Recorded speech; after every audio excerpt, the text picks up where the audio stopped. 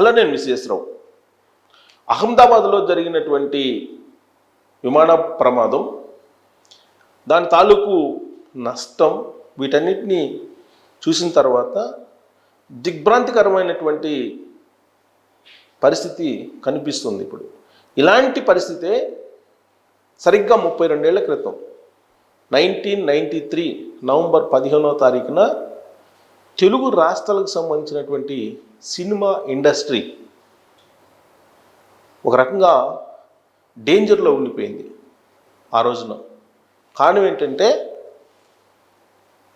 Indian ఎయిర్లైన్సే, అది కూడా 440 Indian airlines 440 airlines. అది ఉదయం 6:30కి చెన్నైలో బయలుదేరింది. దాంట్లో బాలకృష్ణ, చిరంజీవి, పర్చూరు బ్రదర్స్, ఎస్వి కృష్ణారెడ్డి ఇలాంటి వాళ్ళు ప్రముఖులు, సినిమా నటులు దాదాపుగా 60 మంది ఉన్నారు, 60 మెంబర్స్. వీళ్ళు కాకుండా మిగతా వాళ్ళతో కలిపి 242 మందితోటి ఆ విమానం చెన్నై నుంచి బయలుదేరింది హైదరాబాద్ చేరుకోవడానికి.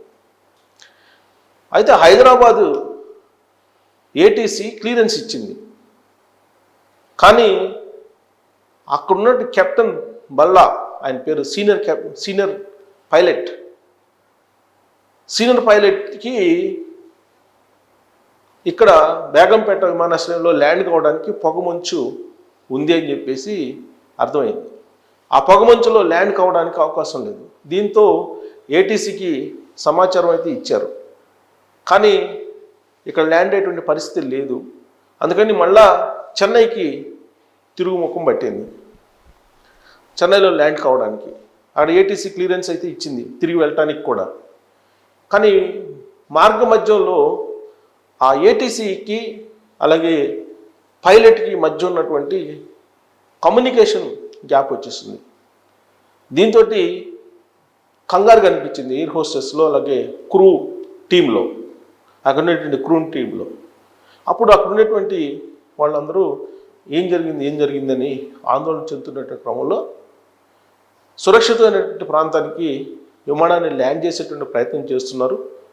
సో చెన్నైకి మళ్ళీ తిరిగి వెళ్తుందని చెప్పినప్పటికి కూడా ఇళ్లలో ఎందుకు కంగారు మొదలైందని చెప్పి ప్రయాణికుల్లో బాగా ఆందోళన మొదలైంది. గుండె లబ్డబ్ అని కొట్టుకుంటున్న పరిస్థితి.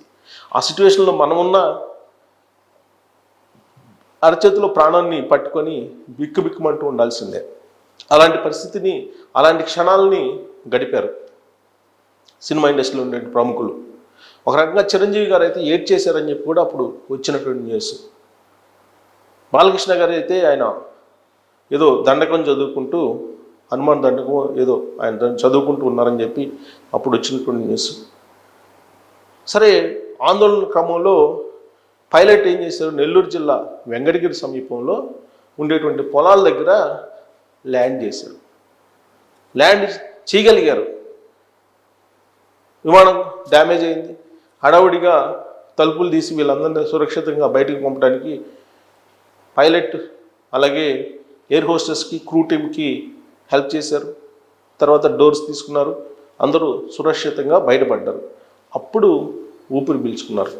లేదంటే ఆ రోజున 242 మంది, ఇప్పుడు ఏ విధంగా అయితే 242 మంది అహ్మదాబాద్ నుంచి లండన్ వెళ్తూ ప్రమాదానికి గురయ్యారో, సేమ్ అలాంటి సిచ్యువేషనే ఆ రోజు కూడా ఉంది. కానీ అదృష్టవశాత్తు ఆ ప్రమాదం అత్యంత ప్రమాదకరమైన స్థితి నుంచి చిరంజీవి గారు, బాలకృష్ణ గారు, ఎస్వి కృష్ణారెడ్డి గారు, పర్చూరి బ్రదర్స్ కానీ వీళ్ళందరూ దాదాపు 60 మంది సినిమా ఇండస్ట్రీ వాళ్ళే 60 మంది ఉన్నారు. మిగతా వాళ్ళు మొత్తం 242 మంది అందరూ సురక్షితంగా బయటపడ్డారు. ఆ తర్వాత ఈ ప్రమాదానికి కారణం ఏంటి, వీటన్నిటి మీద విశ్లేషణ చేసి వీళ్ళని ఏ విధంగా బయటపడగలిగారు అనేటువంటి దాని మీద ఒక నిర్ధారణకు వచ్చారు.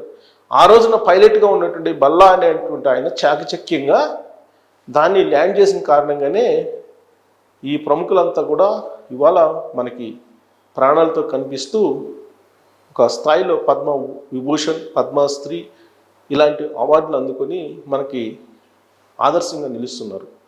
లేదంటే ఘోరమైనటువంటి ప్రమాదం 32 ఏళ్ల క్రితం మనం చూడాల్సి వచ్చిండేది.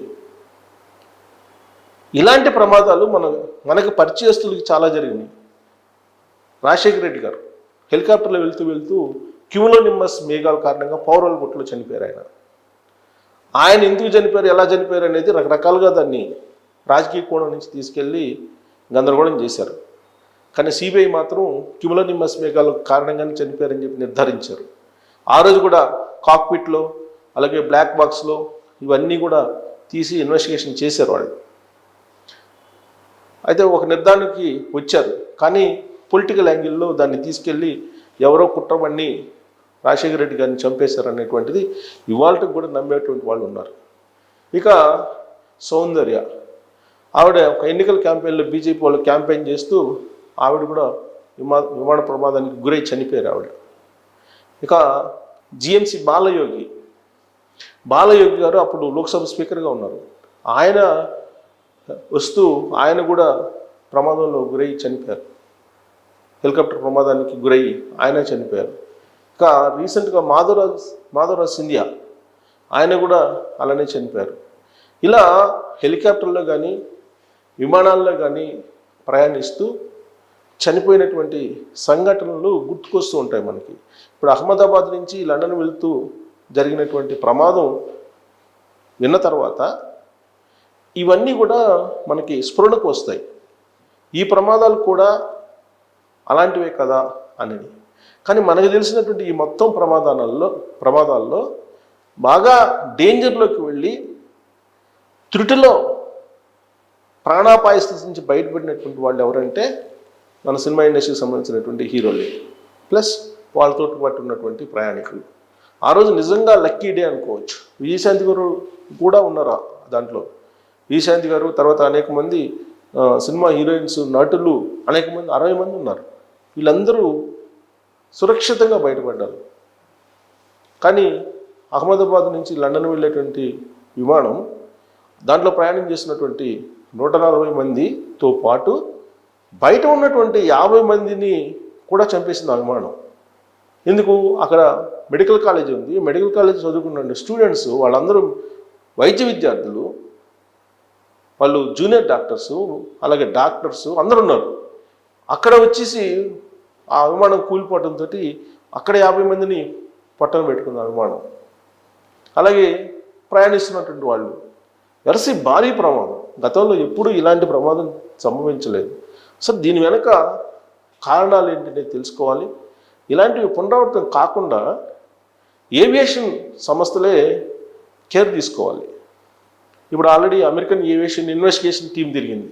అమెరికన్ ఏవియేషన్ ఇన్వెస్టిగేషన్ టీం అది ఇప్పుడు అహ్మదాబాద్ టు లండన్ ప్రయాణించేటువంటి విమానం 787 ఎందుకు కూలిపోయింది, దాని కారణాలు ఏంటి అనే దాని మీద ఇన్వెస్టిగేషన్ చేస్తూ ఉంది.